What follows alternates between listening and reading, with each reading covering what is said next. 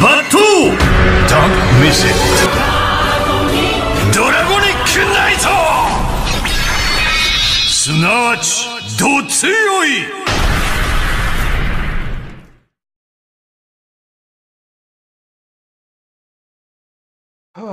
Okey, kita teruskan di final form yang keempat, iaitu Commander Geats 9. Okey. Jadi Geats 9 ini debut pada episod 38 yang bertajuk Yearning F, The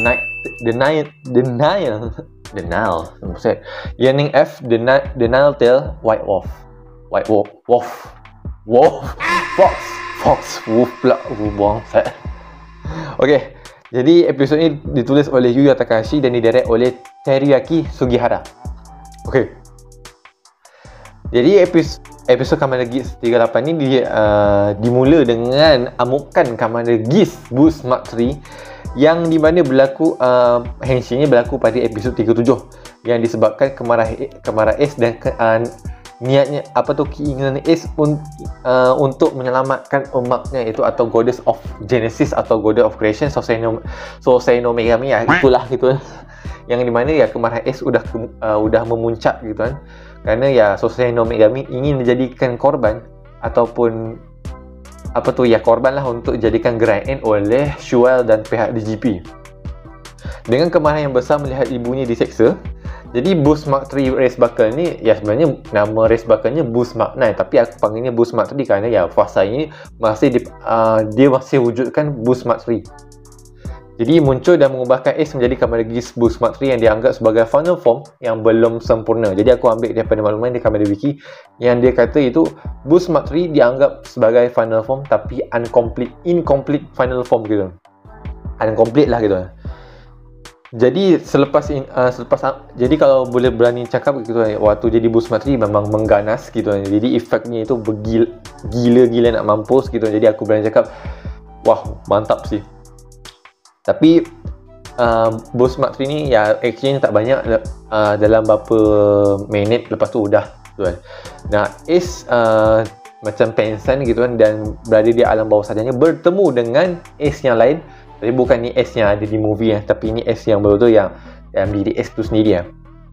Nah, Ace yang kalau kata Agareza ini inner self-nya Ace gitu kan. Jadi inner self-nya Ace ni berkata ya kalau ya memang cara faktanya ya Ace ni tak capai apa-apa pun waktu dia hidup gitu kan. Keinginan dia untuk berjumpa dengan mak dia pun ya tak pernah tercapai selama 2000 tahun. Jadi ya betul inner self Ace dia berkata ya tindakan kau, progress kau tu ya sia-sia saja gitu. Jadi untuk apa kau dapat kekuatan ini? Dan Ace pun jawab dengan kata ya aku ingin menghancurkan dan ingin menciptakan semula. Menciptakan gitu. Jadi ya gitulah. Nah, selepas dapat kecamannya ataupun daripada kata hatinya, dapat kata-kata yang seperti kata hati dia gitu, aku kurang juga nak cakap apa dengan pertemuan Ace dengan Ace ni gitu. Jadi aku boleh katakan ibaratnya ya berdebatlah Ace ni. Jadi selepas debat tu ya Ace berjumpa dengan ibunya di patungnya gitu kerana berkat Boost Mark III atau Boost Mark 9 punya race buckle gitu. Jadi di situ Ace berjumpa dengan ibunya untuk terakhir kali lah gitu dianggapnya. Jadi nama ibunya Mitsume walaupun umurnya muda tapi cantik juga sih. Sebaya dengan aku. What? Okey. Jadi ya selepas bertemu itu dia Ace ni udah bulatkan tekad gitu. Jadi dalam di situ aku lupa. Jadi dalam pertemuan itu ya Mitsume betul-betul memohon maaf gitu kepada Ace dan orang di sekitarnya kerana ya betul-betul ya Mitsume ni tak ada kuasa untuk mengawal diri dia sendiri gitu kan. Kerana ya dikawal oleh Shua dan pihak DGP gitu.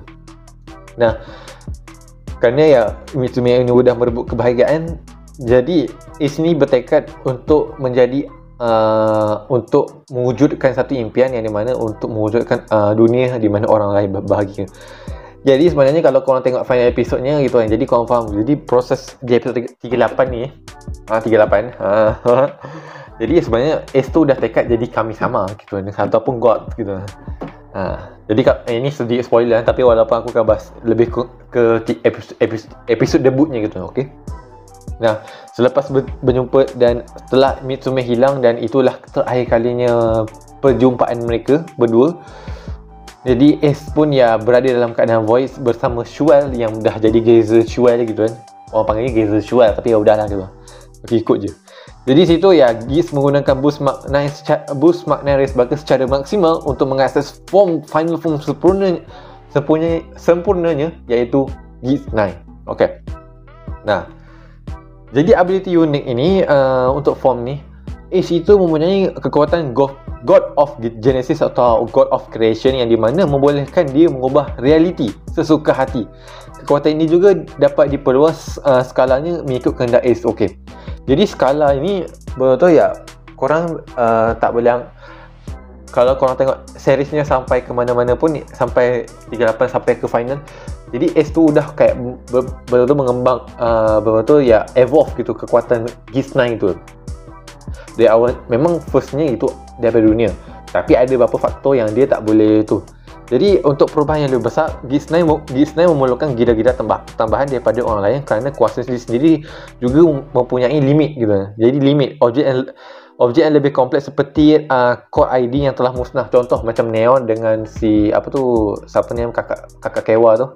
Jadi memang tak boleh comeback gitu core ID-nya Neon itu Nago gitu. Itu di luar jangkaannya si Ace tu sendiri gitu. Tapi akhirnya dia tu semakin berevolusi kekuatannya dan akhirnya dapat membaiki ataupun mewujudkan core ID yang udah rosak gitu. Dan dia Kamada Nago pun dapatlah kekuatan dia balik. Jadi ya ini sedikit fakta yang agak kelakar jugalah, tapi sudah dinyatakan selepas episod 39. Jadi Ace pernah menyatakan kalau dia tu betul-betul jadi rasa lapar selepas menggunakan Geats 9 secara berulang kali gitu. Jadi menunjukkan kalau tenaga yang dia tu perlukan tenaga yang mencukupi untuk menggunakan kekuatan yang besar ni. Tapi itu semua mudah dapat diatasi dengan dia menjadi God of Creation gitu atau God of Genesis gitu. Jadi ya betul ya mereka tu ya inilah final form dengan power yang betul yang gak main-main gitu counternya gitu. Ini siapa-siapa pun tak boleh counter lagi ya Geats 9 ni. Jadi mau Shuel Riga Omega gitu kan. Sebenarnya Riga Omega pun dapat counter, cuma itu waktu Ace still dalam human status lah. Maksudnya status dia masih human. Tapi bila jadi God of Genesis, jadi dia udah tak terikat lagi dengan counternya si Riga Omega tu. Jadi ini yang aku cukup suka gitu. Ya walaupun dan untuk fight aku cukup berani cakap ya bagus, mantap jiwa gitu. Betul diiringi dengan lagu opening. Sebenarnya Geats ni ada lagu insert songnya gitu, iaitu Negai yang dinyanyikan oleh Yuka Terasaki yang isi suara Mitsume, ibunya gitu. Ya untuk orangnya itu Nana Isaki ya Mitsume, tapi untuk orangnya gitu, pelakonnya gitu, cuma suaranya ya orang lain gitu kan. Jadi itu je. Geatsnya agak panjang tapi cukup worth it. Okey, kita teruskan dengan final form yang kelima dan terakhir dalam list ini, iaitu Kamen Rainbow Gacha. Ya. Jadi aku dah pernah bahas juga Rainbow Gacha. Jadi kalau korang nak bahas yang lebih detail dan sebagainya gitu, korang boleh check di situ. Jadi aku akan bahas ke story proses dan debutnya gitu lah. Okey. Make it simple tapi ada detail lah gitu. Okey. Jadi Rainbow Gacha debut pada episod 38 yang bertajuk Over the Rainbow. Sama je semua 38 sampai sekarang ya, sampai Rainbow Gacha semua episod 38. Itu ditulis oleh Hiroki Uchida dan didirect oleh Kyohei Yamaguchi.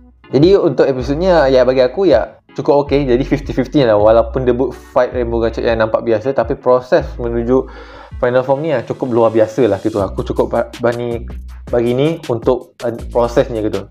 Jadi yang di mana ya deep top antara Nijigon versi telur ataupun kalau kita panggilnya Tamagon lah. Tamagon dengan Hotaru itu ya betul santai tapi ada makna dan point yang ingin mereka sampaikan satu sama lain gitu. Jadi ya dalam keadaan ni Hotaru memang berasa hopeless kerana tidak mampu menyelamatkan Kemi dari ancaman gigis. Cuba ditenangkan oleh Tamagon untuk supaya berhenti bertarung. Jadi ya provokasi lah gitu. Tamagon ni untuk Hotaru supaya ya stay lah dalam telur ni dan stay dalam diri kau sendiri supaya ya kau lebih selamat dan tidak terancam oleh gigis lagi. Jadi ya betul ya selepas tu ya mereka tu ya dibuat debat sedikit lah. Sebenarnya bukan debat tapi ya lebih kurang debat lah gitu. Jadi sebenarnya mereka tu debat satu sama lain tapi lebih ke santai gitu. Santai dan betul tenang gitu. Jadi tapi mereka ada point yang make sense satu sama lain, yang di mana Hotaru tak nak terus terkurung sementara Nijigon Tamagon ni tidak mahu keluar kerana takut terima nasib yang sama dengan Kemi lain yang dijadikan alat dan sebagai amalgam sebagainya gitu. Dan akhir debat ni pun ya Tamagon ya akhirnya menerima keputusan dengan Hotaru dan ya Hotaru pun berjanji kalau semisalnya ada apa-apa berlaku kepada Tamagon ataupun Nijigon, ya di situ Hotaru akan datang menyelamatkan gitu. Okey, seterusnya aku boleh bahas ya Nijigon Nijigon tu menerima keputusan Hotaru dan akhirnya Tamagon menetas dan ya menjadi Nijigon yang kita kenal sekarang. Ya so far ya aku paling terkejut ya waktu suara Nijigon tu keluar sendiri. Ya waktu jadi Tamagon aku cukup suka kerana tenang-tenang relax gitu kan. Tapi udah jadi Nijigon ya lawak. Jadi suara bocil gitu. Ya kalau siapa kenal seiyunya gitu kan, jadi kayak berasa jomplang aja gitu. Ya, berasa kayak kurang selesa lah gitu kan. Jadi aku lupa seiyunya tapi tak salah dia pernah isi suara Bakugou di My Hero Academia. Lepas tu apa lagi ya? Di Window Breaker pun dia isi suara juga gitu kan. Nah lepas tu Frieren dia pernah isi suara Himmel gitu kan. Suara Himmel tu ya suara Tamagon gitu kan. Jadi betul ya suara ya seiyunya gitu ya betul tenang. Kalau mengamuk ya suara dia lain gitu kan. Cuma udah jadi bocil ni agak lain. 2000 years later. Okey, tadi ada problem sikit. Jadi kita teruskan. Jadi ya itulah Seiyu Nijigon ni ya memang betul beza lah gitu. Aku memang kayak terkejut aja gitu bila dah dengar suara Nijigon yang dah hentas gitu kan. Jadi waktu debut ya kita tak nampak full powernya si Kamada Rainbow Gachet ni. Jadi ya begitulah gitu kan. Tapi akhirnya selepas episod 38 ni iaitu episod 39 aku lupa tajuknya. Jadi full power Kamada Rainbow Gachet ni baru keluar gitu kan di episod tersebut gitu kan. Jadi ya aku cukup impress ya dua ability ni cukup powerful lah menurut aku gitu. Jadi ability pertama itu Rainbow Breast. Jadi menjadikan Rainbow Breast ni sebagai sesuatu yang natural untuk neutralize gitu kan sesuatu yang mereka ingin lawan gitu. Contoh di episod 38 sebenarnya udah jadi Rainbow Breast juga sih.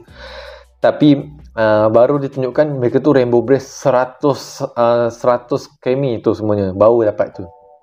Nah, seterusnya ability kedua adalah Gacha Brothers. Jadi sebenarnya Gacha Brothers ni ada kelemahannya gitu kan. Kelemahannya itu kalau tak cukup 100 Kemi dalam Hotaru tu sendiri gitu kan. Jadi Gacha Brothers ni tak boleh diakses gitu kan. Jadi ya perlu ada Gacha Brothers. Tak salah aku episod berapa? 40 lebih lupa aku. 40 lebih lah gitu aku rasa. Jadi begitulah gitu. Dan tidak lupa untuk episod 38 ni diwarnai debut fight ni diwarnakan lagi dengan insert song baru yang bertajuk The Sky The Limit yang dibawakan oleh Beverly dan Beyond gitu. Okey. Jadi nampaknya aku dah bahas 5 final form, jadi kita akan ke list yang aku akan buat yang mana yang terbaik yang aku boleh bagi antara final form ni daripada urutan 5 sampai ke 1. Okey. Okey, jadi setelah aku bahas 5 final form tadi, jadi aku akan list yang mana menurut aku paling bagus dan paling jelek. Okey. Sebenarnya aku tak nak buat ni yang mana paling terbaik lah gitu kan. Tapi aku cuba try lah be objektif, be neutral lah gitu. Jadi aku akan buat dua. Jadi dari segi design dan segi debut gitu. Debut segala overall gitu. Okay. Jadi untuk design yang kelima aku letak ya Cross Saber lah. Ya mau letak apa lagi gitu, Cross Saber lah gitu. Jadi memang aku suka cross saber daripada segi debutnya, tapi kalau untuk bentuk ya enggak. Nah, form tak luntur letak di nombor 5 lah kita. Ya begitulah aku kata. Jadi ini subjektif aku sendiri ya. Jadi ya begitulah. Tapi ya tetap nombor 5 ya cross saber gitu. Walaupun debut yang mantap, tapi ya secara design ya nombor 5 gitu. Okey, untuk nombor 4 secara design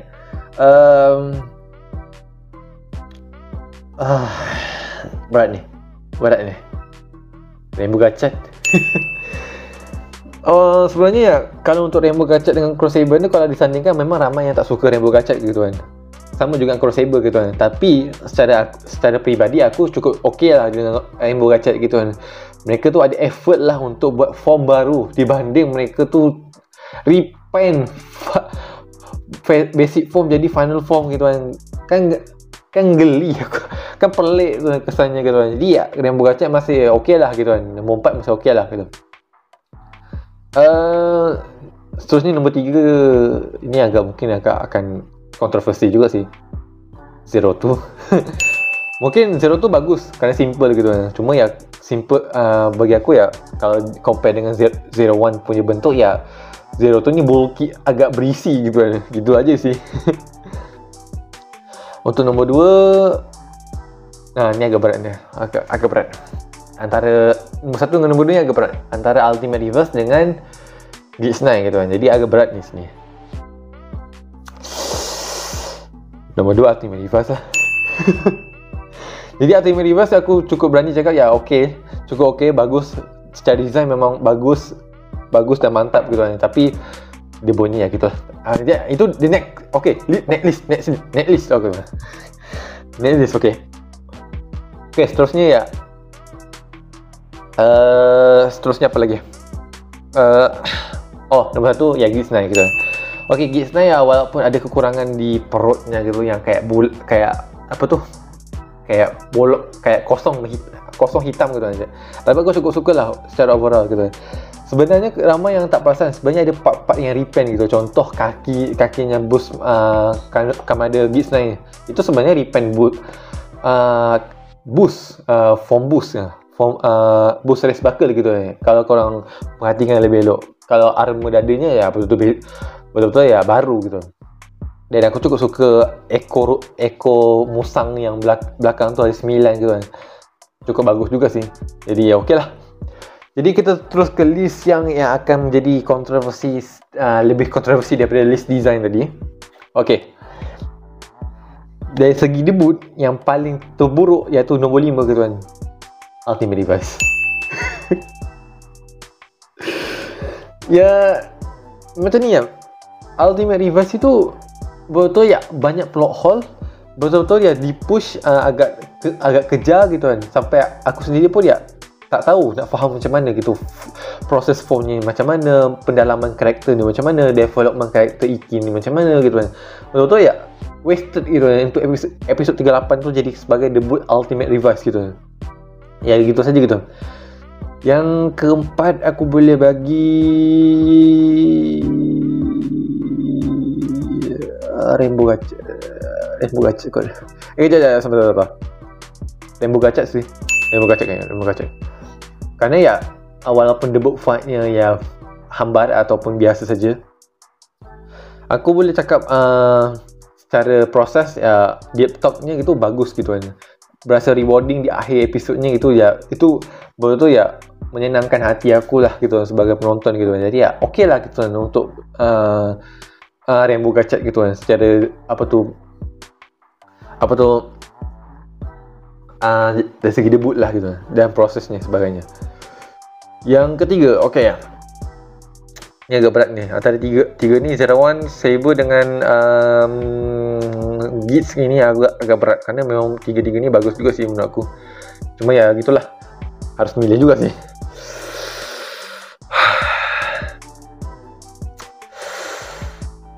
Nombor 3 ya Geats 9 lah gitu. Geats 9. Sebenarnya Geats 9 okey, cuma ya betul-betul ya ini lebih kepada pendalaman karakter Ace tu sendiri supaya dapat memegang kekuatan yang besar gitu. Yang betul-betul ya kekuatan yang tak main-main gitu. Jadi ya itulah gitu. Jadi bagi aku ya, pedalaman karakternya melalui pertemuan dengan inner self-nya Ace tu sendiri dengan Mitsume tu sendiri ya, menurut aku ya bagus gitu. Dan aku cukup impress gitu dengan kesannya gitu. Ya, itu yang aku cukup suka daripada Geats 9. Cuma ya ada lebih di atas tu. Yang kedua Zero Two. Zero Two, okay, aku akui memang bagus, tapi agak memusingkan kalau korang tak boleh faham secara singkat gitu. Itu memang susah lah gitu. Sebab memang betul-betul peningnya gitu kan. Dia main simulasi gitu. Jadi betul-betul ya kalau korang tak boleh faham gitu ya, memang pening gitu. Memang pening gitu. Jadi ya Zero Two aku letak nombor 2, tapi memang terbaik lah gitu. Dan yang pertama ya Cross Saber. Jadi aku boleh cakap Cross Saber yang terbaik kerana ya dari segi debug fight memang memuaskan. Mantap jempol, mantap ini. Lepas tu ya betul emosi para pendekar pedang itu ya betul disampaikan dengan bagus gitu. Jadi mereka tu dengan satu tujuan untuk mengalahkan Commander Solomon gitu ya. Memang bagus gitu. Jadi ya di mana ya betul ya rewarding mereka tu betul ya cari usaha untuk kalahkan Commander Solomon dan sebagainya gitu kan. Kerana Commander Solomon udah di luar batas gitu kan. Dan akhirnya dapat Cross Saber ini dapat mengalahkan Commander Solomon. Jadi mereka tu sama-sama ya dapat reward gitu kan. Semuanya gitu kan. Okey. Jadi itu saja yang aku boleh bagi. Okay guys, itu saja untuk video kali ni. Harap korang suka. Jadi itulah pembahasan aku yang aku ingin sampaikan, iaitu 5 final form yang udah keluar di era Reiwa ini. Jadi kalau misalnya ada poin yang aku terlepas dan aku ada kesalahan dalam pembicaraan aku, jadi mohon maaf gitu, kerana ya memang aku dah lama tak buat video bahas-bahas ni, lebih banyak video review. Jadi ini inspirasinya itu daripada video Agareza, cuma aku buat lebih simple lah sedikit. Kalau misalnya video panjang, aku akan bahagi ke part 2 gitu. Jadi gitulah. Jadi aku berharap video ni dapat menjadi insight korang untuk pasal Final Form nanti, supaya dapat lebih berfikir bijak waktu Final Form gabung nanti debut gitu. Okay, itu saja untuk video kali ni. Harap korang suka. Kalau korang suka, jangan lupa like, komen dan share, dan juga subscribe channel ni sampai 1000 subscriber. Jadi boleh komen di bawah apa Final Form favourite korang dan apa sebab korang minat Final Form tu. Okay, sampai jumpa di video guys. Bye bye. Ciao.